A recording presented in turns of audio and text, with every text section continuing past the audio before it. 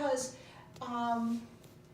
when I was first at university, it was not uncommon to have this moral dilemma that you would have to deal with in ethics classes and philosophy classes and political philosophy classes. Right. You have, and you know how this works, right? You've got the ship is going down, or you're stranded on an island, and you've got 6 people and 4 spots, and so you've got to figure out which Save people. the women, save the children, save. Right. Actually, save the women in this context is a particularly good idea.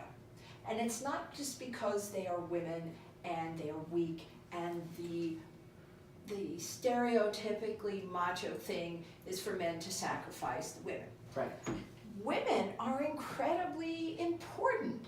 It is the women who have the largest body of knowledge about how to take care of sick people and injured people, and how to cook, and how to do all of those domestic things that you really particularly need in this difficult spot of being on the trail. Right. And then as life begins to deteriorate. Right. The skills and knowledge that women have, I think, become particularly important.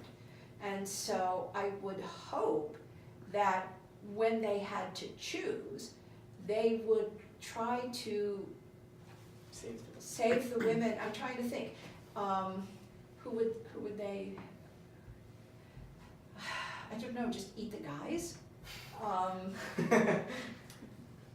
Well, I mean, it's not as if the men have no utility. Right. Because they, of course, do all of the heavy work. Of course, at that time, it was mainly them that would build the houses, Exactly. build shelters. They're doing all of the heavy work that women cannot do. Right. But then if you lost all the women, you'd also lose that specialty of cooking, Yep. caring of the family, taking care of injuries. Exactly. If you lose the men, going across on these wagon trains was a really difficult thing for women, because women had to do all of these traditionally domestic things that they always did in a very sparse environment. For men, this kind of stuff, where you're out on the wagon train and all of that, that was almost like a big adventure for men. They didn't have the same kinds of responsibilities. Right. So maybe you eat the men first. Maybe you eat the men first because there's more meat on them, so you eat them Right. first, right?